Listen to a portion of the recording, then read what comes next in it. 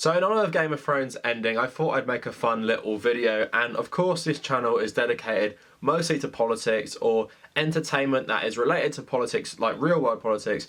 So Game of Thrones doesn't really come into, what I want to talk about. But I saw a funny tweet today. Someone was replying to, someone asked them, do they watch Game of Thrones? And they said, well, I basically have Twitter, so I do. And in my experience, that is true. So I've never ever watched an episode of Game of Thrones.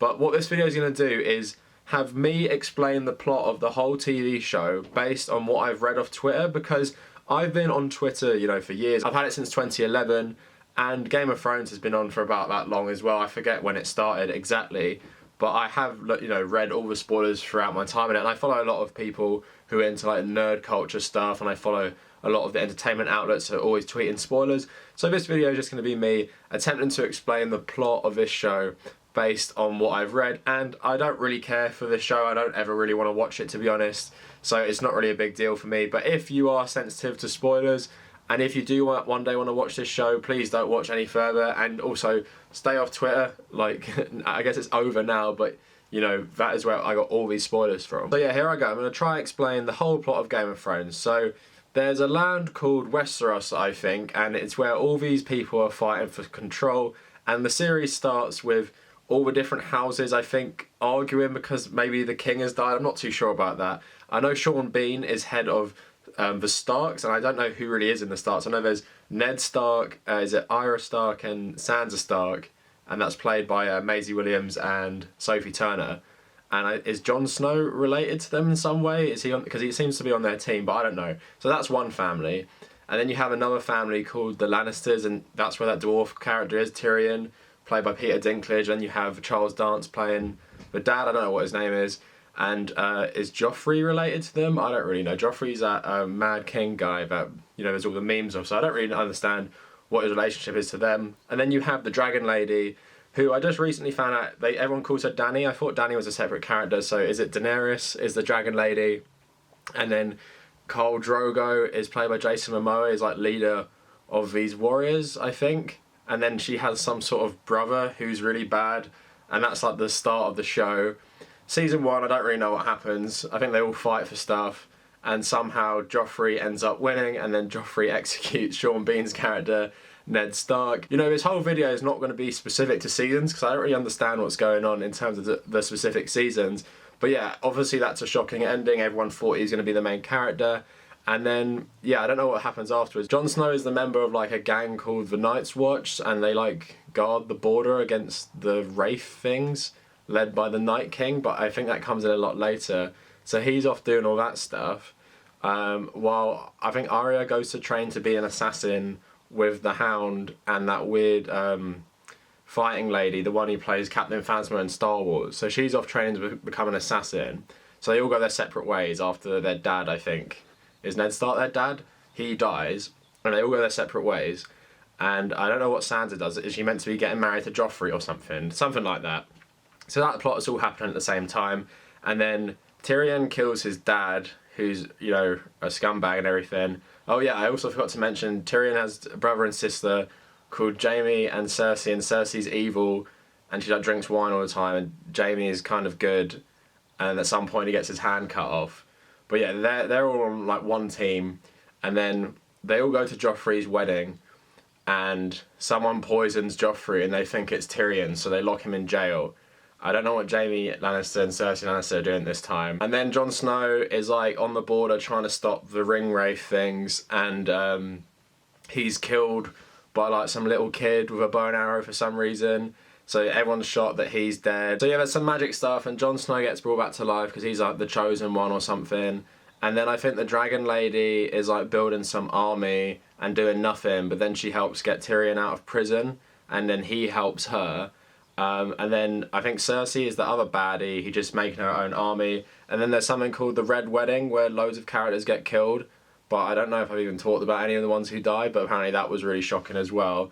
Maybe it was someone related to the Starks again, but I'm not really too sure about that. So now we get to season whatever, and Joffrey is dead, so the new bad guy is someone called Ramsay Bolton, so I don't really know who he belongs to, but he's like this, northern guy, and he hates Jon Snow, and then Jon Snow leads an army against Ramsay Bolton in the Battle of the Bastards, which is meant to be like this great event they're fighting over, I don't know, over North or something, and Jon Snow wins, and he was about to sacrifice his life because all the horses are running towards him, because everyone's seen that on social media, that shot of him standing with his sword in his own, and then, you know, kills Ramsay Bolton in some way, and they win that war. And then I don't know what else happens after that. So I guess Jon Snow's side, whatever they are dominant in that part of the country now. And there's some prophecy about Jon Snow being the chosen one to, I don't know, kill the Night King or something.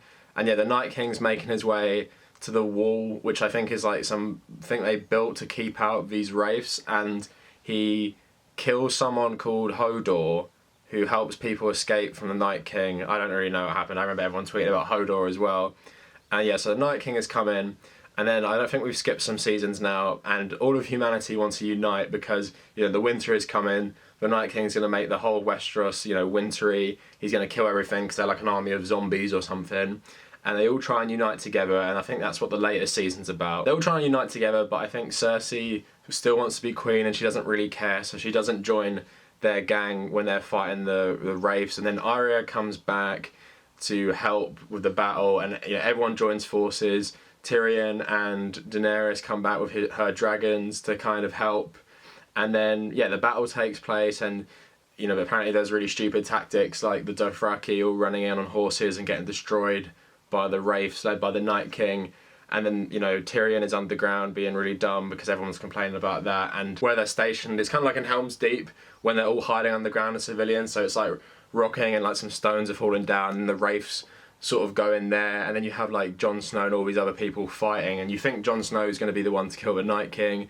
But then Arya like jumps out of nowhere like a cannonball, apparently according to Twitter, and kills him. And everyone was really mad about that because it felt unearned and he felt like a rubbish villain because they were building him up since the start, and then they just killed him off really quickly for no reason. And the people were saying that Cersei didn't get involved, so everyone felt it vindicated her decision to not help humanity stand against, you know, this threat that would destroy the whole of their country and everything. So then the remaining army all choose to like fight against her because she's the really evil one. So they go to wherever she lives, is it King's Landing or something, and they start fighting a war against her. Like all the combined forces, there's people called Unsullied, I don't even know what that means, I think it's another army, and they're all fighting her, and yeah, they basically win the battle, and Jaime Lannister comes back because apparently, I think they had a relationship, him and his sister, and he kills someone called Euron, don't know who that is, and then runs up to meet his sister again, and then after the combined forces have won,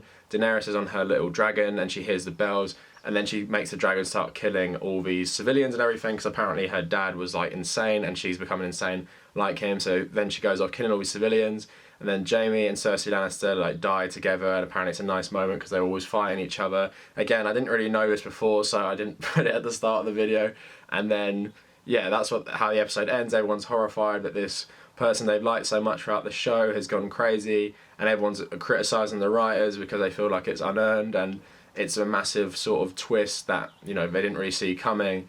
And there's a lot of debate on Twitter about, you know, if it was right or not, and people would call their kids after the Dragon Lady, and now they're devastated because she's like genocidal maniac. So then the last episode was last night, and, you know, I don't follow it completely, but it seems to me what happened is Daenerys, you know, thought she'd become queen with her dragon. She had all her army, she was super powerful, and then Jon Snow killed her or something, and then the dragon burnt down the throne, and then after that I think he was told to leave, so he was made to go to I don't know where it was it the Wall again, to guard for the wraiths, and he was exiled because they couldn't keep him there because he just killed the queen of all these people. I don't really know how he wasn't killed, because surely if there's a massive army of dragons and you kill their queen, they're going to get you, but you know, I don't watch the show. And then at the end they make that Stark guy, the one in the wheelchair, the king, because he can like see the future and stuff, and maybe he planned this all along because he could see the future. Maybe he let the dragon kill all those people so Jon Snow would kill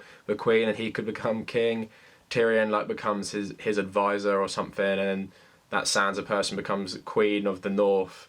And then Arya goes on an adventure, and everyone's comparing it to like Christopher Columbus and stuff. And yeah, that's the end of Game of Thrones from being spoiled on Twitter. So obviously I missed out loads of details. It's like an 8-season show, or you know, lots of episodes. lots of characters I think I left out. There's a guy called the Hound with a really scarred face who likes to swear a lot. There's other characters I'd never really heard of that popped up sometimes. I always thought it was weird how normal names they had, like Danny and Sam and stuff, so I don't know who those characters are. But yeah, from Twitter over the years, this is what I've grasped of the plot. And although, you know, it is really focused on the last season, you know, it did always spoil it for me, so I've always had it spoiled for me, so I've never really cared about watching it, even though it's kind of right up my alley in terms of it's a fantasy thing and it's political and everything. I've never really wanted to watch it. But yeah, it's crazy how much of a social phenomenon it is. So much of the plot can be spoiled for me without even seeking it out, just being retweeted on my timeline and being tweeted by people I know or people I follow. And they tweet so much about the plot, I actually see it all, and it's crazy how many people watch this show. I think that's what puts me off as well, that so many people watch it. And, you know, now I know the ending, and now I know people didn't really like season 8 or whatever, so I'm not really inclined to watch it. And I know all the twists and everything, and I don't really know what order it's all in, so it might be cool watching it one day. But at the end of the day, you know, I know everything that happens, and everything that was shocking about it doesn't exist anymore. But yeah, that's my wrap up of Game of Thrones, which I've based solely on reading tweets over the last couple years. Let me know if you watched it yourself. Let me know if you just were like me and read it all on Twitter as it was happening and all the reaction and everything. I don't normally do this type of video, so, you know, if you've watched this video and you're not subscribed, maybe check out my channel first before you decide to, you know, subscribe. Like the video if you liked it. If you want to find me on social media, follow me at The Cavernacle on both Twitter and Instagram. I also have a WordPress blog. I have a Patreon now, so check that out in my description. And I try and live stream every Sunday. I missed the first Sunday in about 2 months yesterday because I had a video going up. But yeah, most Sundays I stream about 1 o'clock my time. So check that out on a Sunday if you're going to subscribe. And if you made it this far, thank you for watching.